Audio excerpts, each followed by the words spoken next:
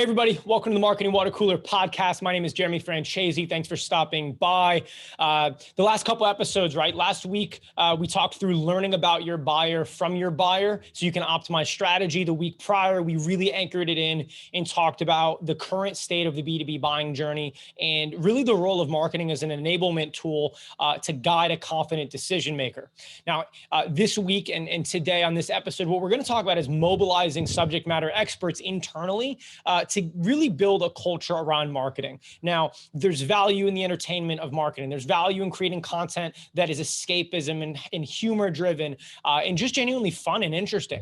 But right now, what we really want to hone in on is the ability to create a sustainable engagement from your subject matter experts, right? In this episode specifically, who we're talking to and really, look, if you have a product company, this can still apply for you. But this conversation more than anything is about organizations that are looking to be the trusted advisor in their space.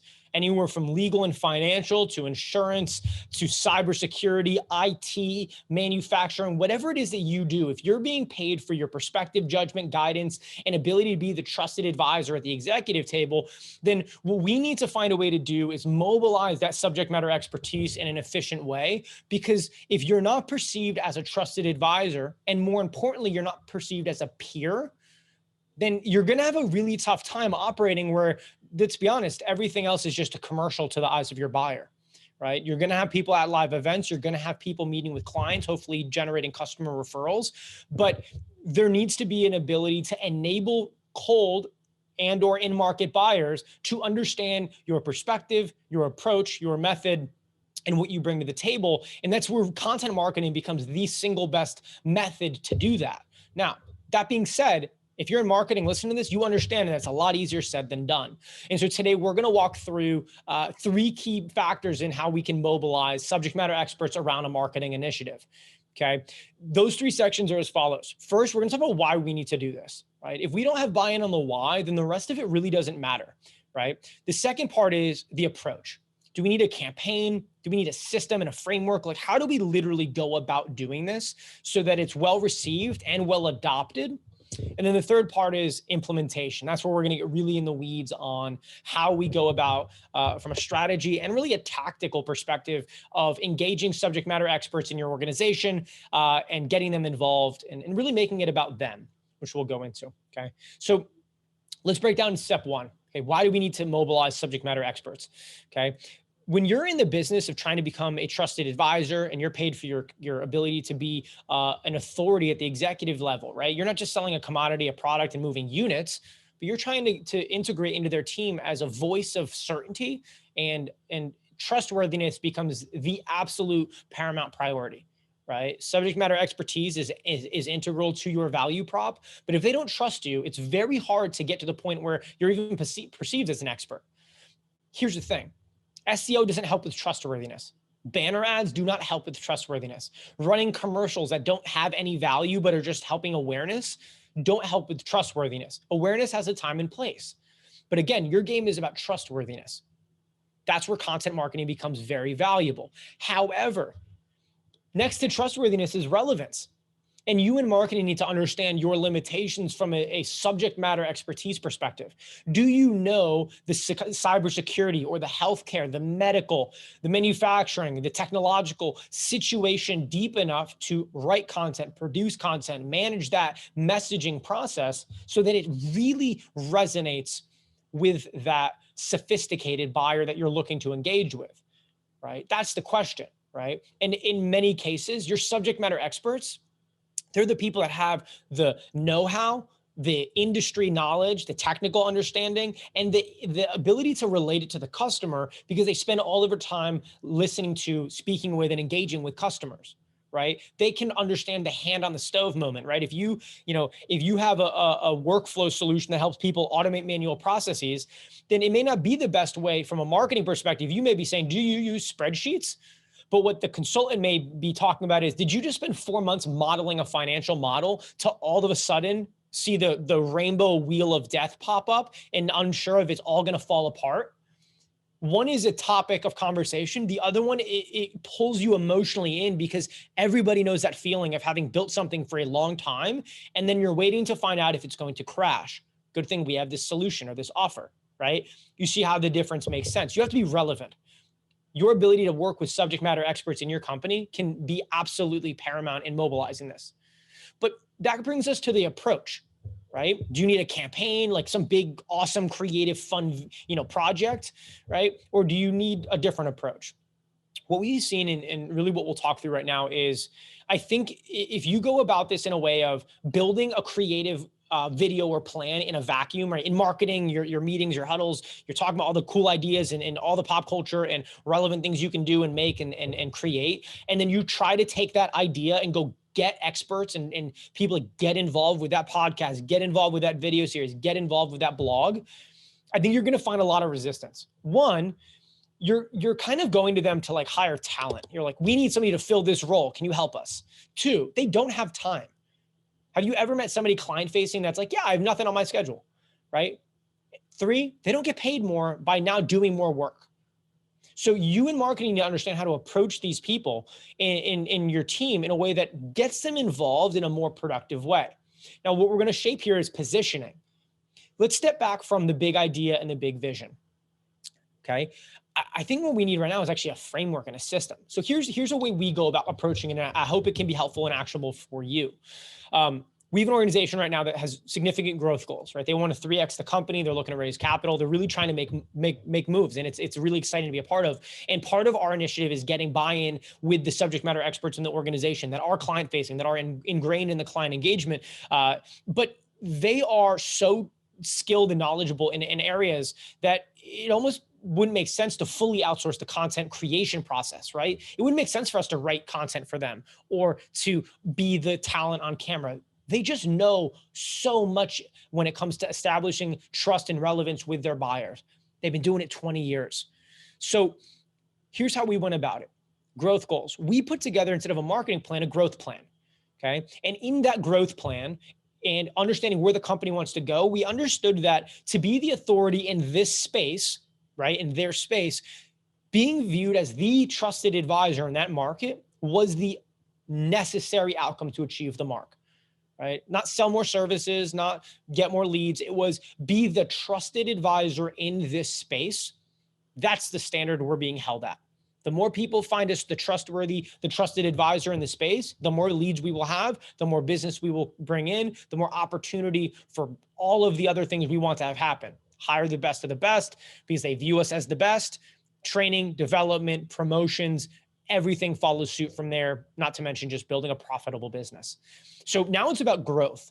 The role of the subject matter expertise and being a trusted advisor as a part of that growth plan. Now, in order to achieve that growth plan and to be positioned as an expert, how do we make that happen? Well, we need buy-in from subject matter experts in the company.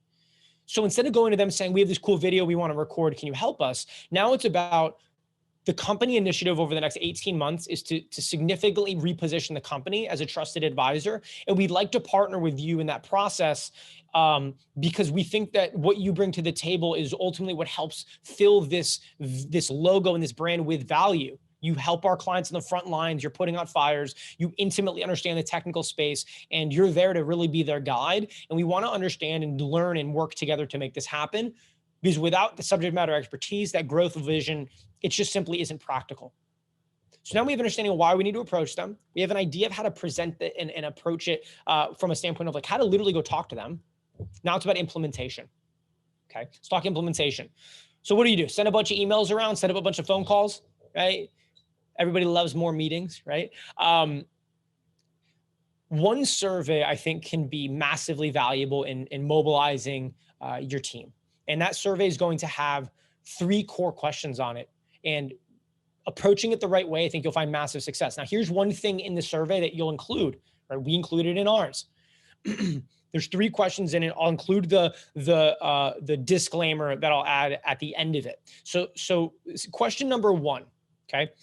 Question number 1 is it starts with you outlining all of the topics or relevant categories of which you could speak on. So finance, for example, if you're in finance, you might talk about, saving money, debt consolidation, raising capital, employee stock purchase plans, SEP IRAs, blockchain, or crypto, like whatever all of those 15, 20 categories it is that you want to own as the trusted advisor in those spaces, list them out. Question number one is simply saying, hey, which of these do you feel comfortable with when it comes to discussing, talking about, and just being a voice of reason, even just a subject matter expert on these topics? Check the box, circle them, whichever you want to do. From there, you're going to ask them, which method of communication are they most comfortable with? 3 options: video, audio only, written. Simple. Which one are you most comfortable with if you were asked to discuss or contribute on these topics? The third is, are there any of those 3, which of those 3, if any, would you like help or training, development, or support in improving that form of communication? Do you want to be a better writer? Do you want to be a better on camera? Do you want to be better maybe audio wise and articulating how you come to your thoughts or your beliefs and being more, effective, right? Those 3 questions will really anchor all of this, because you've outlined the growth goals in the survey. A part of our initiative is to really activate our subject matter expertise and our trustworthy and be a trusted advisor. Outline the topics you're comfortable talking about or contributing about. How do you feel most comfortable communicating? Are there any areas we can help you learn? Here's the disclaimer. Everything you bring to the table today is more than enough, right? If you don't want to fill this out, you do not need to give us a reason or justify why you don't want to fill it out. If you want to fill it out, thank you. We appreciate it. And we look forward to working together on this initiative, right? And you frame it in a way where getting involved is purely a positive, but not getting involved in this environment is not a knock on them. Because you have people in your company working really freaking hard every day that maybe just aren't in a position to take this on, right? And you don't want to lose great people because you're trying to gain more engagement from the company. So I just want to point that out. Everybody can tailor that their own way, but I do think there's an opportunity to add that at the end of it, saying, look, if you don't want to respond to this, do this, that's totally fine. Everything you do for us today is absolutely more than enough. And giving them the permission to not necessarily follow through in that sense, right? Gratitude and appreciation, and then seeing who can engage from there. When you distribute that, you can do it through HR or at the I like the executive level more. You're going to find that people are going to get involved. Even if 25% of people do it, you have a small company, you might have 5, 10, maybe 20, 30 people, right? Then with companies that have 200 people. Then you have people coming back, you saying, I'm comfortable talking about these topics in this way. And I'm interested in maybe getting better at this. If you could help me, that sounds interesting. That is where you start. That is where you mobilize. Now you have to figure out how to efficiently do it, right? Not the easiest part, right? You have to have an extraction model or a production model or a content creation model that can be effective in enabling that engagement. But now Now, instead of having to come up with some video idea and going to, your team, like, hey, we have this idea, like, do you want to do it? And they're like, I'm so busy, I don't have time for this, right? And you're trying to earn shelf space with your team.